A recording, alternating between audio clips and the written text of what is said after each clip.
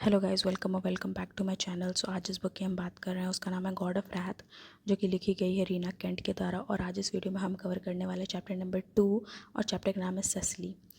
ससली का सांस एक सेकंड के लिए रुक गया। ये हो ही नहीं सकता, उसने उसे देख लिया। इम्पॉसिबल। ना तो ससली ने कोई आवाज़ की थी और ना ही उसकी पोजीशन ऑब्वियस थी। जब तक उस आदमी के पास सर्विलेंस कैमरास का एक्सेस ना हो। नहीं, उसके कानों में कुछ नहीं था, तो वो सिक्योरिटी से कम्युनिकेट भी नहीं कर रहा था। फिर कैसे पता चला कि उसे की ससली यहीं थी?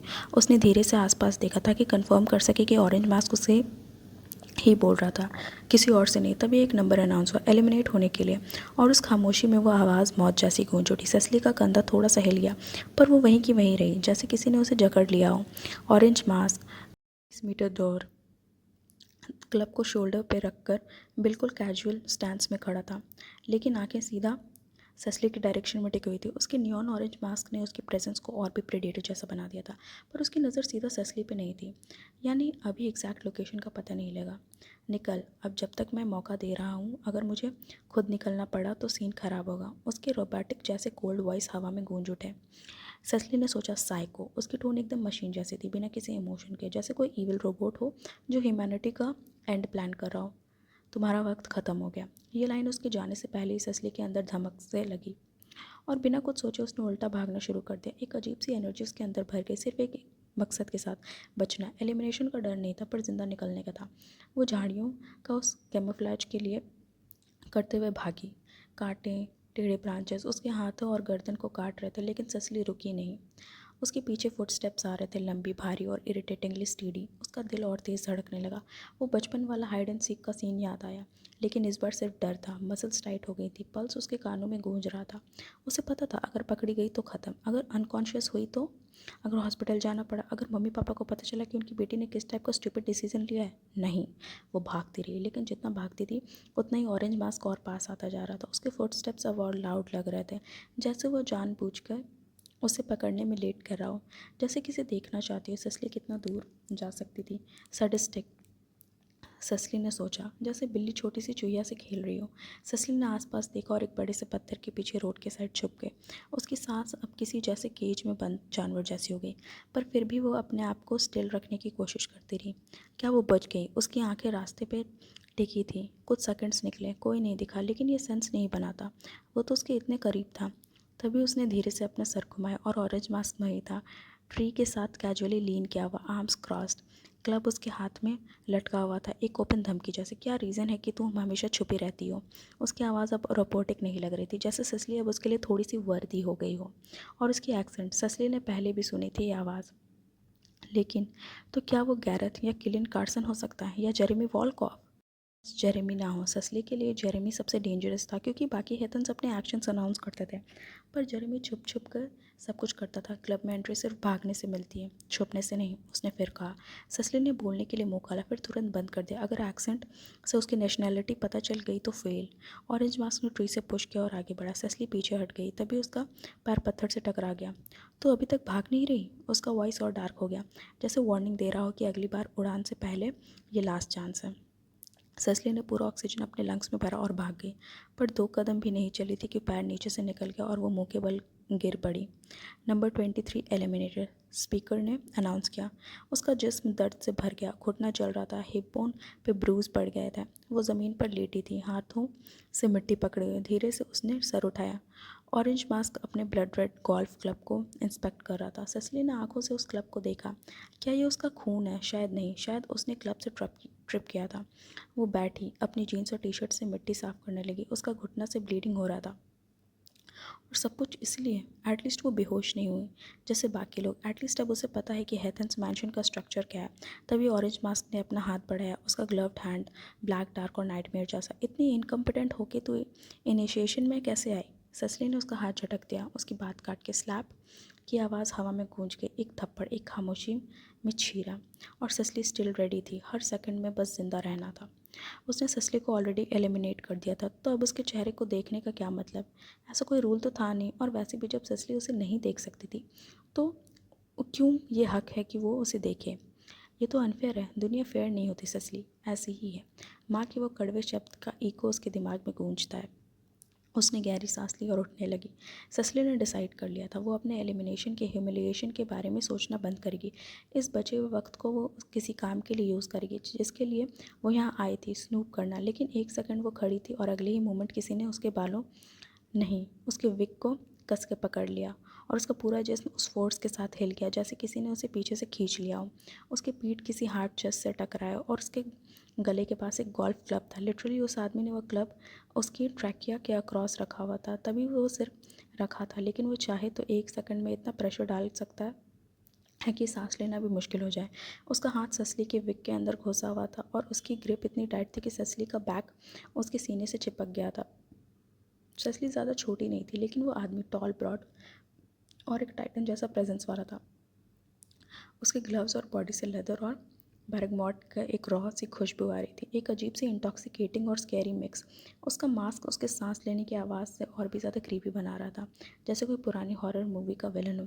तुम एक फ्रेजाइल सी चीज़ हो जिसे मैं एक फिंगर स्नैप में कुचल सकता हूँ, और करूँगा भी। उसका आवाज़ कानों के पास गूंजता है, लो, डीप, फुल ऑफ वायलेंस। तुझे पता होना चाहिए कि तू यहाँ कैसे आई, वरना मैं तुझे याद दिला दूंगा। ससली के होंठ काँप रहे थे। यूजुअली इस मोमेंट पे डर उसके जिस्म में फ्लड की तरह छा रहा था, पर इस बार नहीं। ना आंसू, ना हिस्टीरिया, सिर्फ शेकिंग, एक अर्ज भागने की, या हो सकता है या और कुछ और भी ढाकर।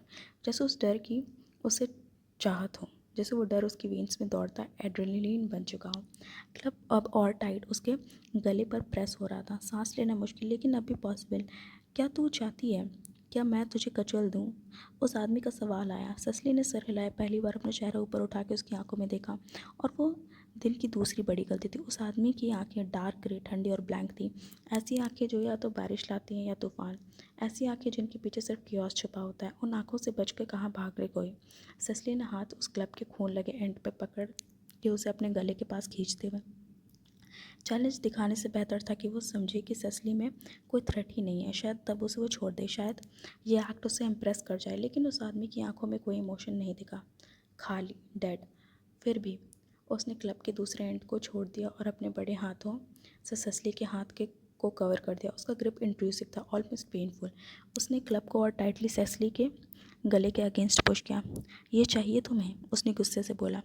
तो ठीक से लो।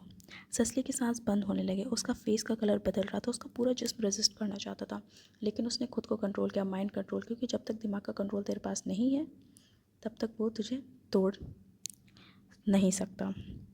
तो सोचती है कि मैं बस वार्निंग दूंगा, बस थोड़ा सा चौंक के छोड़ दूंगा, जैसे दूसरों के साथ किया। उसकी आवाज़ में दर्द और सरकाज़म था। और तुम खुश होगी कि अगला शिकार तुम नहीं थी, है ना? ससली के होंठ खुले, शौक और ऑक्सीजन के लिए। यह आदमी उसके दिमाग के अंदर घुस गया था, उसके प्लान को बिना बोले समझ गया था। क्या ये साइकिक था? मैं वही करना चाहिए था। उसने गुस्से से ससली के बाल खींच के उसका चेहरा और पीछे से घुमा दिया। लेकिन तुमने मेरी पेशेंस की धज्जियाँ उड़ा दी। अब लगता है मैं तुम्हारा आखिरी सांस चुरा लूँगा। ससली ने सिर हिलाया। नहीं, as much as she could. पर तब उसने वो लाइन बोली, वैसे भी इनिशिएशन में जान से मारने का रूल तो है, इंटेंशनली नहीं। वो इंटेंशनली पे एम्फेसाइज करता है, और ससली समझ गई।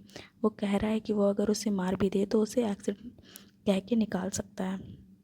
ये वही जगह थी जहाँ कहानियाँ और हकीकत अलग हो जाती हैं। ससली ने बहुत सारी अफवाहें सुनी थी कि हेथन्स लोगों को सिर्फ मज़ा के लिए पीटते हैं, बिना पलक झपकाए किसी को भी मार देते हैं। पर जब कोई खुद उस मूवमेंट का हिस्सा बन जाए या उसका शिकार बनने लगे तो समझ आता है ये किसी तूफान के बीच गिरने जैसा है, जहाँ से ज़िंदा निकलना का चांस ऑलमोस्ट ज़ीरो होता है। कोई भी डीप ब्रीदिंग या कोई भी लॉजिक उसे नहीं बचा सकता। वो आदमी ऑरेंज मास्क अब उसके दिमाग में घुस चुका था, और उसे पता भी था। और सबसे डेंजरस बात ये भी पता था कि ससली की ज़िंदगी बचाने का अकेला रास्ता वही था। लेकिन जो उसे नहीं पता था वो ये था कि ससली बिना लड़ी हार मारेगी नहीं। उसने बोला, सी यू के मी फर्स्ट। उसने कहा इतनी धीमी आवाज़ में कि खुद उसके कानों तक मुश्किल से पहुंची। उसका जिस्म एक सेकंड के लिए थमा, जैसे उसने थप्पड़ मारा हो, जैसे उसका टाइम फ्रीज हो गया। FCUK first. उसने उस लफ्ज़ को रिपीट किया धीरे धीरे, जैसे हर अक्षर को अपनी ज़ुबान पर घुमा रहा हो। ससली ने सर हिला दिया। उसने उसके बाल छोड़ दिए, फिर हाथ उसके गले से पल्स पॉइंट के नीचे की तरफ फिसला, एक ठंडी सी सरसराहट छोड़ता हुआ, और फिर उसके शर्ट के ऊपर से एक चेस्ट को पकड़ लिया। टच वाइल्ड था, रॉ, जैसे सज़ा दे रहा हो। उंगलियां जोर से दब रही थी, फ्लैश के अंदर तक चुभ जाती। वाई? उसने पूछा। ससली ने अपना सर हिस्सा कंट्रोल किया, चाहे वो पेन हो या प्लेजर का डल थ्रॉबिंग जो चेस्ट के अंदर से उठ रहा था। मैं बिना डिफ्लावर के नहीं मरना चाहती, उसने कहा। पहली बार जब से उसने उस आदमी को देखा था, उस ऑरेंज मास्क के पीछे एक लाइट सी चमक आई थी, लेकिन वो इंटरेस्ट नहीं था, वो सैडिज्म था। जैसे कोई थ्रिल मिल रहा हो, कैसा यह उसे भी नहीं पता था। मैं डिफ्लावर्ड के साथ नहीं करता, they are not a good love. No offence, उसने बोला, लेकिन उसके टोन में पूरा ऑफेंस था। उसने चेस्ट छोड़ दिया, लेकिन सिर्फ इसलिए ताकि वो उसकी शर्ट के अंदर हाथ डाल सके। इनरवेयर के ऊपर का हिस्सा खींच दिया और टिप्स को पिंच कर दिया। ग्लोव की लेदर इतनी रफ थी कि सेसली से एक विम्पर निकल गया, लेकिन वो उस विम्पर को एक इनविटेशन समझा। उसने टिप्स के को अपने ग्लव फिंगर से डिस्टर्बिंग काम रिदम में रोल किया, फिर अचानक ज़ोर से स्क्वीज़ किया। सेसली झुक गई। उसके गले पे जो प्रेशर था उस सेंसेशन को और भी इंटेंस बना रहा था। शायद बेहतर, शायद और भी बुरा। सच कहूँ तो उसे कुछ समझ नहीं आया। यह पहली बार था जब वो वापस से उस जोन में गई थी, उस जोन के बाद जहाँ उसने अपनी एक पुरानी मेमोरी को ज़मीन के नीचे दबा दिया था। तब से वो प्रूड सेसली थी, वो नर्ड सेसली जो यूनिवर्सिटी सिर्फ पढ़ाई के लिए आई थी। लव यू वाली सेसली। और अब एक मास्ड स्ट्रेंजर उसे ग्रॉप कर रहा था, सिर्फ इसलिए क्योंकि उसने खुद बोल्ड होकर बोला था FCU मी, सिर्फ इसलिए क्योंकि वो उसे डिस्ट्रैक्ट करके भागना चाहती थी। सबको लगा था ससली वर्जिन नहीं है स्कूल के टाइम से ही, लेकिन आज जब उसने कन्फेस किया तो शायद उसने उसके गार्ड को नीचे लाने की बजाय और ज़्यादा प्रोवोक कर दिया। पहले तो वो इंटरेस्टेड नहीं था, इसलिए उसने ससली को एलिमिनेट भी कर दिया बाकी पार्टिसिपेंट्स की तरह, लेकिन ससली ने बार बार उसे छेड़ दिया और अब वो जाने ही नहीं दे रहा था। टेल मी, उसने फिर टिप्स एक्सक्यूज़ किए। हार्श लेदर की फ्रिक्शन ने ससली को गैस्प करवा दी। एक पॉश लड़की रियो से हेथन्स के इनिशिएशन में क्या कर रही है? उसने इतनी मेहनत से अपना एक्सेंट बदला था, कैसे समझ गया है? I asked a question. कहाँ है आंसर? उसकी आंखों में फिर से वो क्रीपी लाइट चमक गई। ससली ने उसकी आंखों में गुस्सा देखा। Stop looking at me like that, वरना मैं तुझे FCUK कर दूंगा। सिर्फ ये देखने के लिए वो आंखों में आंसू कैसे दिखेंगे? सिक बास्टर्ड। उसने डाउट नहीं था, वो जो कह रहा था वो सब कर सकता था, उससे भी ज़्यादा। जब वो कुछ ऐसा हुआ जो उसे और ज़्यादा मुसीबत में न डाले, तभी प्रॉपर्टी की दूसरे साइड से आवाज़ आई। कमोशन। वाइट मास्क और येलो मास्क कुछ लोगों के पीछा कर रहे थे। येलो मास्क पागल की तरह हंस रहा था। ऑरेंज मास्क की ग्रिप ढीला पड़ा। सेसली ने ज़्यादा सोचा नहीं, उसने उसके पैर पर पैर रखा और भाग गई। पीछे मुड़ के नहीं देखा, सोचा भी नहीं, सिर्फ भागी भागी और भागी। उसका हार्ट थ्रोट तक आ गया था और एक ही सोच दिमाग में चल रही थी, मैं पैनिक अटैक में क्यों नहीं गई, जैसे हर बार जाती हूँ जब सेक्सुअल टेंशन होती है। पर सबसे ज़्यादा खौफनाक बात, क्यों उसे थाइस थ्रॉप कर रही थी, जैसे उसे वापस उस मर्सीलेस आदमी के पास जाना है। सो यहाँ होता है ये चैप्टर ख़त्म। कल हम लोग बुक में कवर करेंगे chapter number 3। Don't forget to like, share, comment, subscribe to my channel and thank you for pouring so much love to me, means a lot you guys. और जिस बुक की भी आप डिमांड कर रहे हैं उसकी वीडियोस आने वाली हैं, so stay connected and don't forget to subscribe. Thank you so much, means a lot.